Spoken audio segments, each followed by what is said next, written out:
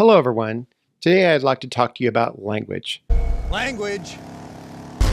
Wait a second. No one else is going to deal with the fact that Cap just said language? No, not that kind of language. The type of language that is used in a bounded subgroup that when they start to develop their own lexicon, their own set of phrases, their inside jokes, their ways of describing things that are pregnant with meaning, but they use these words and phrases in shorthand to convey a lot of the assumptions that they have in common. You see this a lot in things like if anyone's ever been part of the military or a paramilitary group like our first responders, police and fire. Those type of shared experiences, those type of, those things that the episodes of life that they go through all develop a sense of internal words, phrases, ways of describing their feelings and ways that they encounter things that all, convey their sense of shared identity, shared experience, and also bind them together. They help kind of have that sense of internal cohesion. Everyone knows that you're part of the group because of how you're able to talk this way, which is a good thing. I mean, like I said, just about anyone who's been in the military understands this. There are ways in which they talk with one another that helps foster and actually convey that sense of camaraderie. Many members of the military who have been out of service for some time will encounter one another at a mall or some other social setting, and they'll be able to start picking up that old dialogue and that language just like they used to. I've seen the same thing in the fire service and police. It's the same type of idea. And it's actually a very positive thing. It happens naturally for subgroups that have a shared set of shared life experiences. It's absolutely true in religious settings. For someone to say, churches develop this, and Christians are notorious for this, which again, it's a positive thing because they start understanding ways in which they can communicate in shorthand. Certain words and phrases that are derived from things that they've seen or heard in church, phrases from the Bible, things that they learned in Sunday school, where you get two people together and one will say, God is good, and the other one says all the time, and then the response, of course, is all the time, God is good. And these type of ways in which people can identify one another. It's a positive way of that type of internal cohesion. It's the language of the insider, in a sense. And that's all very positive. That's all fine. The challenge arises when that sort of language becomes a barrier to the outsider who it conveys how much they're an outsider. In essence, the person who would like to be able to look into internal or step inside that group feels that side of that language as now one of the barriers they have to overcome. They don't understand what you're talking about. They don't understand your internal phrases, your hidden meanings. And as a result, it's like you're speaking a different language altogether. Well, so therefore, in that sense, something normally positive becomes something of a negative. As a result, it always behooves Christians to remain, in quotes, air quotes, bilingual. Being able to switch back and forth between that internal dialogue, those internal phrases, and that internal language that you have within that religious subgroup, the phrases that people use with one another all the time. They'll say things like, well, the Lord was leading me to this or that, or I felt called to, a vocation or a ministry, or it was God's will for me, or the way they use phrases like, well, it's our fellowship time. Well, what you mean is you're socializing in an informal capacity.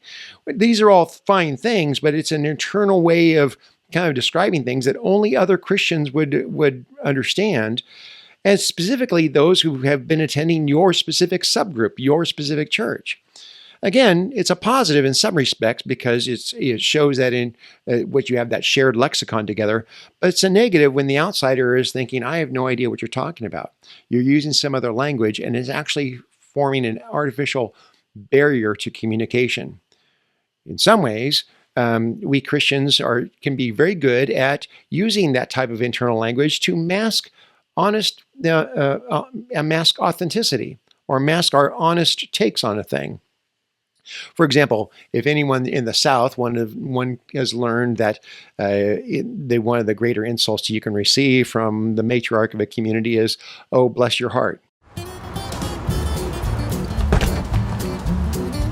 Bless his heart.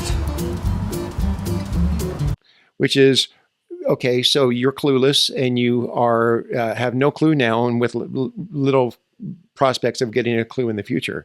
And so that type of insult is all compressed into, oh, honey, bless your heart. Well, Christians use a similar phrase, which I'll pray for you, meaning I'll pray that God will kind of help you figure it out, because right now your brain, your head is not screwed on straight. We use those type of hidden languages to try to convey or hide what our true intentions are. Or like when we say, the Lord led me to this, and that's fine if you're trying to describe the internal promptings of God's interaction with any given Christian, that's fine. But other ways we can use that type of hidden language to mask our real intentions. In ways, trying to put it all on the Lord's leading and abdicate our responsibility in our role in making decisions that we've made. So we have to be careful that we're not using type of the hidden language as a substitute for actual authentic speaking. So, but that's kind of the pitfalls of that type of Christianese, that type of language, internal language we use all the time.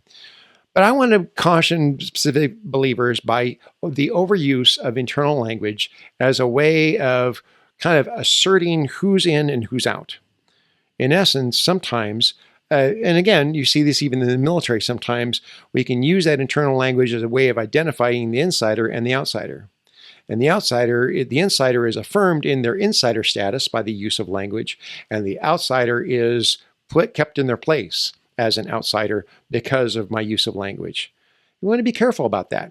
That can be, there's some sociologists who study the behavior of cults will talk about the actual use of language as a means of keeping those barriers very strong and stark contrasts between who's inside and who's outside, because the insiders know the internal language and the outsiders don't. And that way we're able to keep those boundaries up that way. So the Christian has a responsibility to remain bilingual, being able to have that blessed internal language of being able to, know what people mean when you say these things. When someone says things like, I feel led, or that God has blessed me, with this, or that I'm letting go, let go and let God, or I'm all prayed up about this. The ways in which you use those internal language when you're speaking with other believers, fine, that can actually affirm your shared experience and your cohesion as a subgroup. But a Christian has to remain bilingual and be able to switch gears quickly when you're interacting with someone who doesn't understand or doesn't have all the same internal dialogue or the same hidden lexicon that you do. And the responsibility is for you to switch gears and speak with that person in a manner that doesn't create these artificial barriers between internal, outsider and insider, but instead is always welcoming, always able to have that conversation, have good dialogue. And so that, as any Christian should be, their very language, the very way you speak, is constantly a means by you welcoming someone who might be curious as to, what is this Christian thing all about? And maybe I'd like to try it out with you. And for gosh sake, watch your language. That's not going away anytime soon. That's all I have for today. Have a wonderful day. God bless you. If you enjoyed this content, please hit like and subscribe, and we will keep it up.